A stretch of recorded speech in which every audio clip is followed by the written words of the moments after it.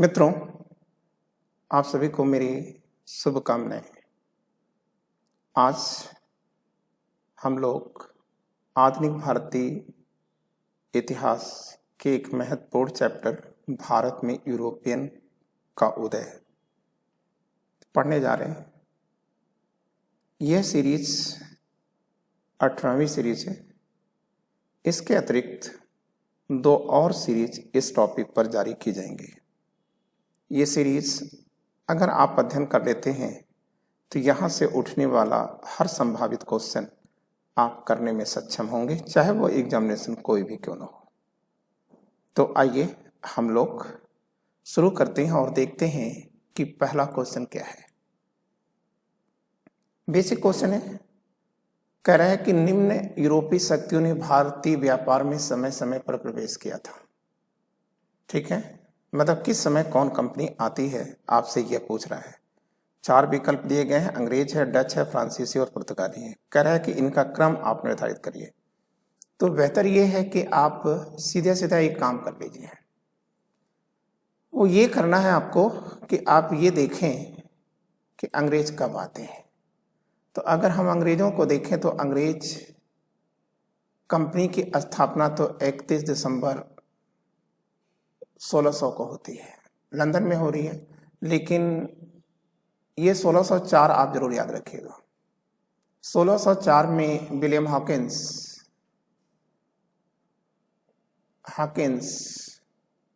ये क्या है, ये प्रतिनिधि है, ब्रिटेन के महाराज जेम्स के प्रतिनिधि हैं और यह अकबर के दरबार के लिए चले थे।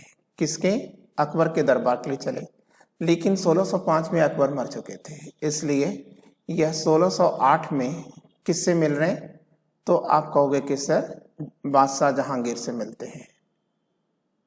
क्लियर हो गया? इसका मतलब अंग्रेज बाद में आ रहे हैं, 1608 में आ रहे हैं। इसके पहले डच आ चुके थे। तो देखिए जो डच कंपनी है, हम लोग इसकी बात कर लें। देखिए जो डच कंपनी है इसकी 20 मार्च होना चाहिए था। 20 मार्च 1602 में इसकी स्थापना एम्स्टर्डम में हुई थी, हॉलैंड की राजधानी एम्स्टर्डम में हुई थी, और ये इसी वर्ष भारत आ गई थी। जहां तक बात आती है कि पुर्तगाली लिखा हुआ 4th विकल्प में, तो पुर्तगाली कब आते हैं? आप कहेंगे कि सर ये तो मई 1498 में ही चल देते हैं वास्को डी गामा के नेतृत्व में। ठीक है, 1498 में ये चल दे रहे हैं। ठीक है, क्लियर? तो अब फ्रांसीसी कब है? तो आप कहेंगे कि सर देखो जो फ्रांसीसी हैं, ठीक है, ये फ्रांसीसी लोग कब आ रहे हैं? तो आप कहोगे कि ये 1668 में आते हैं सर। वैसे इसकी स्थापना कब हुई थी फ्रांसीसी कंपनी की? 1664 में हुई थी। ठीक है, पेरिस में हुई थी और कोलबर्ट या बरसाई के पैलेस में हुई थी। और किसके सुझाव पर हुई थी? वित्त मंत्री कोलबर्ट के सुझाव पर हुई थी। तो अब अगर आपको करना है तो उसमें तो कोई प्रॉब्लम ही नहीं रही, आप मिला सकते थे। इसका मतलब आपका विकल्प क्या होगा? 4 2 1 3 हो जाएगा, मतलब बी विकल्प आपका सही आंसर होगा। अब हम लोग अगला देखते हैं। सेकंड क्वेश्चन का क्या कह रहा है? सेकंड क्वेश्चन कह रहा है कि अंग्रेजों ने प्रथम फैक्ट्री कहां पर स्थापित किया था। ठीक है, तो कोलकाता नहीं, अहमदाबाद नहीं, भड़ौच नहीं, मुसोलीपट्टनम में किया था। ठीक है, 1611 में किया है। तो आप एक काम करो, इसको पहले आप देख लो। देखो पहली चीज तो आप एक हल्का सा, मैं तो कोई कार्टोग्राफर हूं नहीं, मैं अच्छा सा मैप बना दूंगा। तो अब ये चीज देखिए, यह आंध्र प्रदेश और यही आंध्र प्रदेश के अंदर पड़ता है कौन सा? मछलीपट्टनम पड़ता है ना, या मुसोलीपट्टनम भी कहा जाता है। ठीक है, और ये जो स्थान है, ठीक है, यहीं पर प्रथम फैक्ट्री की स्थापना हुई है। किसकी? तो मुसोलीपट्टनम में ही अंग्रेजों की पहली फैक्ट्री स्थापित हुई। ये कंफर्म हो गया। कब हुई? तो आप कह देना कि सर ये तो 1611 में होती है। ठीक है, क्लियर? यहां पर कुछ चीजें आप और भी सीख सकते थे। क्या? कि यही मसूलीपट्टनम है या मछलीपट्टनम है जहाँ के डायमंड गुरु रहने वाले थे। और डायमंड गुरु हमने आपको बता रखा था, यही डायमंड गुरु हैं जिन्होंने तिरंगे को डिजाइन किया है। ठीक है, पढ़ाया जा चुका आपको। और इसके साथ साथ एक बात आपको और याद रखना होगा, जो राष्ट्रीय गान है जनगण मन अधिनायक जय है का ट्रांसलेशन गुरुदेव रविन्द्रनाथ टैगोर ने, ठीक है, लेडी कजिन के साथ किया था। और लेडी कजिन यही मसूलीपट्टनम या मछलीपट्टनम की एक स्कूल की शिक्षिका थी। क्लियर?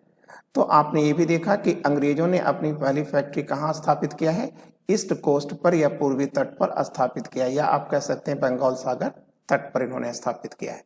ठीक है, अब हम लोग तीसरा क्वेश्चन देखते हैं। भारत में फ्रांस ने अपना पहला कारखाना कहाँ स्थापित किया था? 4 विकल्प दे रहे हैं, सूरत, पुलिकट, कोचीन, कासिम बाजार। तो आप कहोगे कि नहीं सर, इन्होंने अपनी फ्रांसीसियों ने वेस्ट कोस्ट पर स्थापित किया था। तो अगर हम देखें सूरत की लोकेशन देखें तो सूरत की लोकेशन क्या आएगा, तो आप कहोगे कि सर ये है सूरत, इसके जस्ट नीचे है नौसारी। ठीक है, तो अब ये जो सूरत है ना, यही जो सूरत है, यहीं पर फ्रांसीसियों ने अपना पहला कारखाना स्थापित किया था। 1668 में स्थापित हुआ था। ठीक है ना। तो अब फोर्थ क्वेश्चन देखते हैं। भारतवर्ष में ब्रिटिश कंपनी की सफलता का प्रमुख कारण क्या था? देखिए, ब्रिटेन की सरकार का समर्थन तो था ही। क्लियर? ब्रिटिश माल भी उच्च श्रेणी का था, ब्रिटिश नौसेना की दक्षता थी, उपयुक्त तीनों है। ठीक है, लेकिन देखिए यहां तो आंसर उपयुक्त तीनों हो जाएगा, लेकिन अगर आपको इन 3 में से एक का चयन करना हो तब आप क्या करेंगे? आप कहेंगे सर ब्रिटिश सेना की दक्षता। ठीक है, ब्रिटिश सेना रियली, ठीक है, अजीय मानी जाती थी। क्लियर ना? लेकिन इस क्वेश्चन में ये तीनों ही सही होंगे। और अब चौथा आइए, 5वां आइए। ईस्ट इंडिया कंपनी पर संसदीय नियंत्रण के लिए प्रथम स्पष्ट कार्रवाई निम्नलिखित में से किसके द्वारा की गई थी? शायद टाइपिंग में कुछ फॉल्ट हुई है, तो इसका पहले आप आंसर कर लीजिए। Regulating act. देखिए, प्रथम कह रहा है प्रथम कार्रवाई कब की गई, तो रेगुलेटिंग एक्ट के द्वारा की गई। ठीक है, 1773 में रेगुलेटिंग एक्ट आता है और यह भारतीय मामले में ब्रिटिश संसद का पहला हस्तक्षेप है। 1773 के रेगुलेटिंग एक्ट के द्वारा, ठीक है, ब्रिटिश संसद ने भारतीय मामले में पहली बार हस्तक्षेप किया था, चाहे वो इस, ठीक है, चूंकि ईस्ट इंडिया कंपनी भारत में थी इसलिए हम ये कह सकते हैं। ठीक है। 6, निम्नलिखित कथनों पर विचार करिए। वॉरेन हेस्टिंग प्रथम गवर्नर जनरल थे जिन्होंने भारत में ब्रिटिश मॉडल पर पुलिस बल स्थापित किया था। नहीं, गलत है, ये तो गलत है। पुलिस बल की स्थापना कौन करता है? कॉर्नवालिस करते हैं, तो इसका मतलब ये हम गलत काट देते हैं। फिर कह रहा है कि रेगुलेटिंग एक्ट 1773 द्वारा कलकत्ता में सुप्रीम कोर्ट स्थापित किया गया था। जी सही है। ठीक है, 1774 में कलकत्ता में सुप्रीम कोर्ट की स्थापना हुई थी। भारतीय दंड संहिता 1860 में, ठीक है, क्या लागू हुई? यस सर, लागू हुई। तो इसमें 2 कथन सही हो रहे हैं, इसका मतलब हमारा आंसर क्या आया? 2 और 3। 2 और 3 कहाँ है? बी विकल्प है। ठीक है। 7वां क्वेश्चन देखते हैं। बंगाल की हुगली में प्रथम ब्रिटिश कारखाना लगाने की अनुमति किसने दिया था? शाह शुजा, मुर्शिद कुली खान, शुजाउद्दीन। ठीक है, क्लियर? अलीवर्दी खान। तो देखिए, सबसे पहले तो आपको चाहिए कि आप हुगली के बारे में जान लें। ठीक है, हुगली बंगाल के अंदर है और इसका स्थापत्यकार कौन माना जाता है? ब्रिजमैन माना जाता है। ब्रिजमैन ने हुगली की स्थापना किया था। कब? 1651 में। और इसी वर्ष 1651 में ही, ठीक है, बादशाह शाहजहां के जो सुपुत्र हैं या आप कह सकते हैं शहजादे हैं, जो बंगाल के उसमें सूबेदार थे, ठीक है, उन्होंने ही ब्रिटिश कारखाना लगाने की अनुमति दिया था। और ये भी कहा था कि आप मतलब अंग्रेजों को कि 3000 रुपये वार्षिक चुकता करके आप क्या कर सकते हैं? बंगाल में मुक्त व्यापार कर सकते हैं। ये भी उन्होंने कहा था। ठीक है, और ऐसी कौन सी बात आ गई, किस बात पर ये खुश थे? तो एक्चुअल में शाह शुजा की किसी मतलब हरम या कोई बेगम रही होगी। ठीक है, तो उसकी चिकित्सा किसने किया था? डॉक्टर ब्रॉन्टन ने किया था। ठीक है,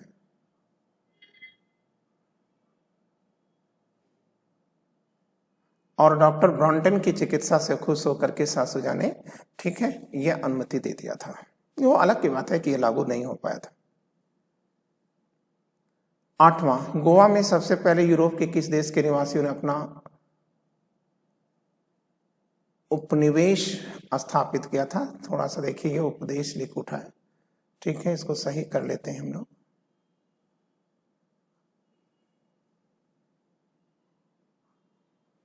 उपनिवेश बनाया, तो इसका आंसर आप याद रखेंगे, पुर्तगाल। यहां हम लोग कुछ चर्चा कर लेते हैं। देखिए, पुर्तगालियों का पहला मुख्यालय क्या था भारत के अंदर? आप कहोगे कि सर कोचीन है।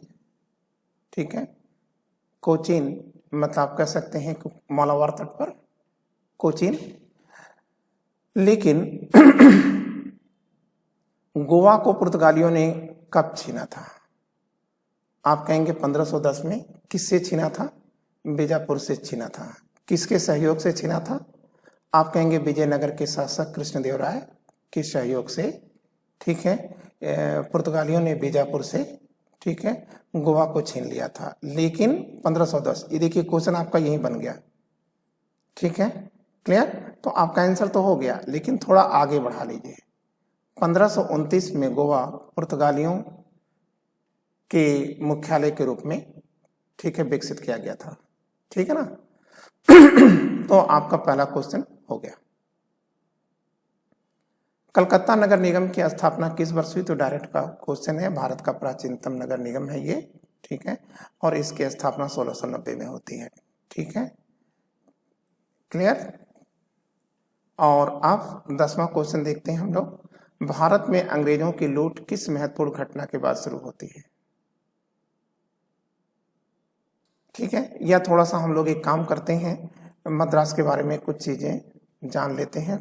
कोलकाता नगर निगम की स्थापना किस वर्ष हुई थी? 1690 में हुई थी। ठीक है, क्लियर?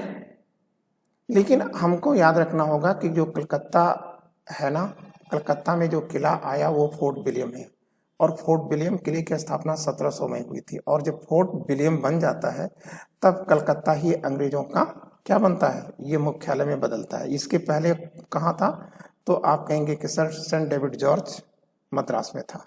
ठीक है, आगे चलते हैं। भारत में अंग्रेजों की लूट किस महत्वपूर्ण घटना के बाद शुरू होती है? तो आप कह दोगे कि सर ये इसका पहला आंसर है, प्लासी के युद्ध के बाद होती है। ठीक है, अब ये प्लासी का युद्ध तो आपको पता ही है। ठीक है, कि कब होता है? आप कहोगे कि सर 1757 में होता है। किसके किसके बीच हो रहा है? तो आप कहेंगे कि सर, ठीक है, यह है सिराजुद्दौला, नवाब सिराजुद्दौला है,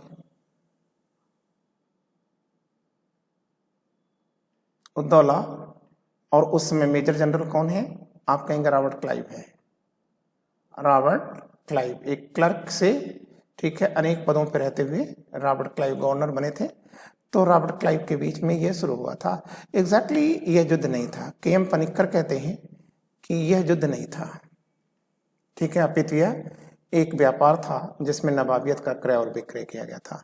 और ये भी आप याद रखिएगा कि स्पेयर ने कहा था कि बेशर्मी के साथ बंगाल की लूट का जो दौर शुरू होता है वो प्लासी के युद्ध के बाद ही शुरू होता है। ठीक है, आप 11 देखते हैं। 11 कह रहा है कि डेनिश व्यापार का मुख्यालय कहां पर था? ठीक है, तो थोड़ी सी चीजें हम लोग यहां पर कर लेते हैं, उसके बाद आंसर कर लिया जाएगा। आंसर का कोई मतलब नहीं है। ठीक है, पहले हम लोग जान लेते हैं। ठीक है, यही हमारे लिए महत्वपूर्ण हो जाता है जानना ही। देखिए, आप याद रखिएगा, डेन का मतलब है डेनमार्क। डेनमार्क, ठीक है। अब डेनमार्क कंपनी, ठीक है, कब भारत में आती है? 1616 में भारत में आती है। ठीक है, और ये देखिए भारत में 1616 में आई, और 1620 में इन्होंने क्या किया? तमिलनाडु में एक स्थान है त्रावणकोर, त्रावणकोर, ठीक है। और इसी त्रावणकोर में, ठीक है, इन्होंने क्या किया कि अपना मुख्यालय ये स्थापित करते हैं, ठीक है ना। लेकिन देखिए जब यहाँ ये सफल नहीं हो पाते तो अब ये करते क्या है कि 1676 में, ठीक है, ये चले जाते हैं बंगाल, ठीक है, और बंगाल के बर्धमान में चले जाते हैं, बर्धमान डिस्ट्रिक्ट में चले जाते हैं, और बर्धमान डिस्ट्रिक्ट में श्रीरामपुर में, ठीक है, श्रीरामपुर में, ठीक है, इन्होंने क्या किया, अपना मुख्यालय स्थापित किया था, ठीक है। लेकिन आप याद रखिएगा कि डेनिश कंपनी जो है भारत में सफल नहीं हो पाती है, ठीक है, और फिर 1745 में अपने जो एसेट्स हैं उसको ईस्ट इंडिया कंपनी के हाथों में बेचती है और वो वापस चले जाती है, ठीक है, वापस तो नहीं जाती, चीन चली जाती है। 1690 ईस्वी तक भारत में डचों का प्रमुख केंद्र पुलिकट था। पुलिकट कहाँ पड़ेगा, तो आप थोड़ा सा मगर मैप ध्यान दें तो पुलिकट उड़ीसा और तमिलनाडु के एकदम जॉइंट जो स्थान है वहां पर है। लेकिन कह रहा है कि पुलिकट में 1690 में डचों का प्रमुख केंद्र पुलिकट था, ठीक है सर, था, ठीक है, नो डाउट था। कह रहा है कि बाद में इसका स्थान निम्न में से किसने ले लिया, तो आप कहेंगे तमिलनाडु में, अगर आप तमिलनाडु का मैप देखें तो तमिलनाडु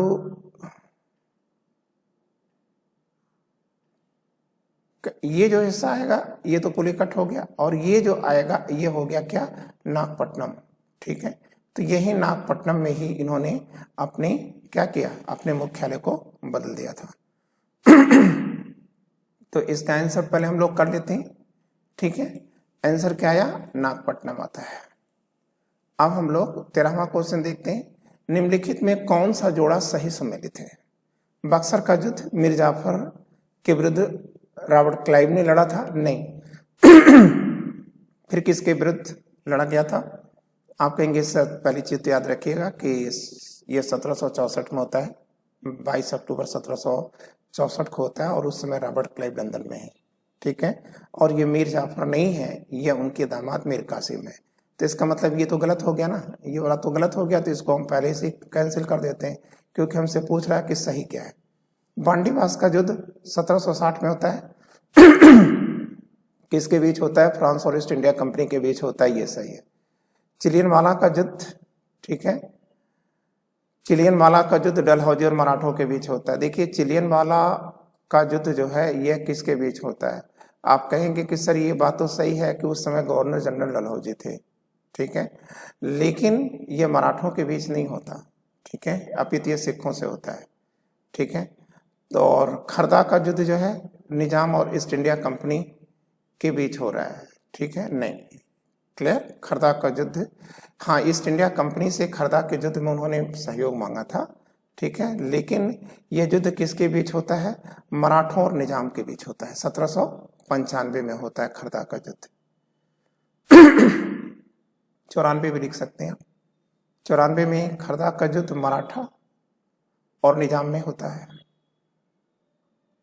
ठीक है। एग्जैक्टली डेट 94 हमने जरूर लिखा है, लेकिन है वो 95, क्लियर। और अब अंग्रेजों ने रैयतवाड़ी बंदोबस्त कहाँ लागू किया था, तो आप कहोगे कि सर अंग्रेजों की 3 भू व्यवस्था थी, एक अस्थाई बंदोबस्त, दूसरा रैयतवाड़ी, तीसरा महलवाड़ी। तो जो रैयतवाड़ी व्यवस्था थी वो मद्रास प्रेसिडेंसी और बंबई प्रेसिडेंसी दोनों में लागू की गई थी, ठीक है। मतलब किसानों के साथ सीधा संबंध, मतलब यहाँ पर किसान ही, ठीक है, टैक्स सरकार को देता था, कोई बिचौलिया यहाँ पर शामिल नहीं था, इसमें टैक्स ऑलवेज नगद लिया जाता था। रैयतवाड़ी प्रथा प्रारंभ किया था, मतलब रैयतवाड़ी जो प्रथा है ये किसके दिमाग की उत्पत्ति है, तो आप इसका आंसर जान लें, ठीक है।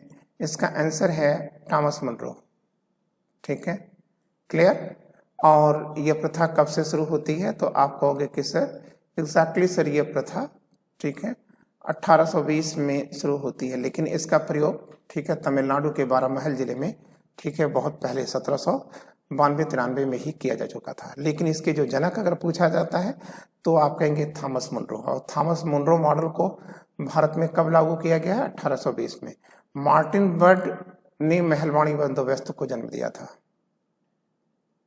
और महलवाड़ी बंदोबस्त कब लागू हुआ था? तो आप कहोगे कि सर ये तो 1819 में लागू होता है, ठीक है। और कॉर्नवालिस ने जो है 1793 में, ठीक है, ये अस्थाई बंदोबस्त को जन्म दिया था, ठीक है ना। क्लियर? तो अस्थाई बंदोबस्त में इस देश की कुल 19%, महलवाड़ी में 30% और रैयतवाड़ी में 51% भूभाग आता था। मतलब इतना भूभाग इन व्यवस्था में शामिल था, ठीक है। क्लियर? अब हम लोग चलते हैं कहाँ के लिए? तो आप कहोगे कि सर 16वां क्वेश्चन चलते हैं, ठीक है। तो 16वां क्वेश्चन क्या है? मध्यकाल में सर्वप्रथम भारत से व्यापार संबंध स्थापित करने वाले कौन लोग थे, ठीक है। तो आप इसका आंसर सीधे आप पढ़ चुके हैं पूरा मैटर, ठीक है। तो आप कह सकते हैं कि सर ये पुर्तगाली थे। अब हम लोग 17वां क्वेश्चन देखते हैं। कर्नाटक युद्ध किन किन के मध्य लड़ा गया था? कर्नाटक युद्ध किन के बीच लड़ा गया था, ठीक है ना। तो आप याद रखिएगा, डुप्ले मतलब फ्रांसीसी गवर्नर और इधर, ठीक है, रॉबर्ट क्लाइव है। तो इसका मतलब फ्रांसीसियों और अंग्रेजों के बीच लड़ा गया था, ठीक है। तो हमारा आंसर क्या आ जाएगा? ये आ गया, ठीक है। फ्रांसीसियों के बीच लड़ा गया है, ठीक है ना। और इसमें कौन हारेगा? फ्रांसीसी हारेंगे। और फ्रांसीसी अपनी इस हार का बदला कब लेंगे, ठीक है। तो आप कहेंगे कि सर कर्नाटक युद्ध अंतिम रूप से कब समाप्त होता है? 1763 में होता है और उसमें फ्रांस हार जाता है, अपमानित होकर के पेरिस की संधि करने के लिए विवश होता है। और फ्रांस ने इसका बदला कैसे लिया? आप कहेंगे, ठीक है, ब्रिटेन के विरुद्ध अमेरिका का जो स्वतंत्रता संग्राम चल रहा था, उसमें स्वतंत्रता संग्राम के लोगों को क्या किया? सहयोग दे करके और ब्रिटेन की सत्ता को अमेरिका से या यूएसए से समाप्त कराया था। और ठीक है, यूएसए को संधि करने के लिए कहाँ बुलाया गया था? सॉरी, यूएसए और ब्रिटेन के लोगों को संधि करने के लिए कहाँ बुलाया गया था? पेरिस में बुलाया गया था, ठीक है ना। 18वां, भारत में अंग्रेजों की सर्वश्रेष्ठ किस युद्ध, सर्वश्रेष्ठ नहीं, सर्वश्रेष्ठता, ठीक है। क्लियर? इसको थोड़ा सा देख लीजिएगा। भारत में अंग्रेजों की सर्वश्रेष्ठता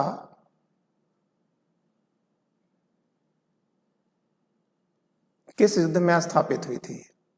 प्लासी युद्ध 1757 में? नहीं सर, ये युद्ध तो था ही नहीं, ठीक है।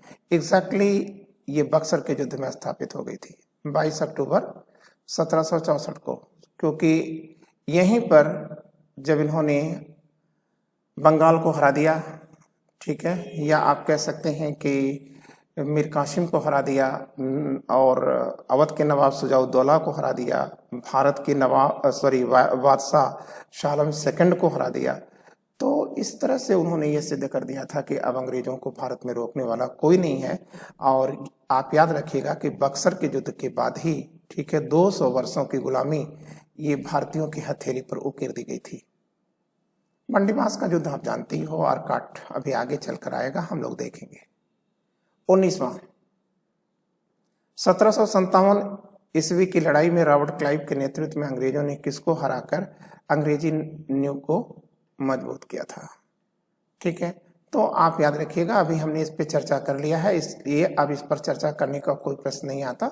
नवाब सिराज उद्दौला अलवर्दी खां के, ठीक है, बेटी के बेटे हैं सिराजुद्दौला, ठीक है, पटना के राजकुमार थे सिराजुद्दौला, ठीक है। और अलवर्दी खां ने इन्हीं को ही अपना वारिस बनाया था और इसी सिराजुद्दौला को पराजित करके, ठीक है, रॉबर्ट क्लाइव ने, ठीक है, अंग्रेजी राज्य की नींव को मजबूत किया था। अब हम लोग 20वां देख लेते हैं। 1793 ईस्वी में लॉर्ड कॉर्नवालिस ने बंगाल का अस्थायी बंदोबस्त किसके साथ किया था? तो आप याद रखिएगा कि जमींदारों के साथ किया था। मतलब भूमि के मालिक कल तक कौन था? कृषक थे, लेकिन 1793 में कृषकों से मालिकाना अधिकार छीन लिया गया और किसको दे दिया गया? जमींदारों को दे दिया गया, ठीक है ना। तो आपको ये चीज समझ में आ गया, ठीक है। और मित्रों, आज हम लोग यहीं पर रोकेंगे, कल हम लोग इससे आगे का क्वेश्चन लेकर आएंगे। ठीक है, आज इतना ही। ठीक है, मैं आपसे अनुमति चाहता हूँ। नमस्ते।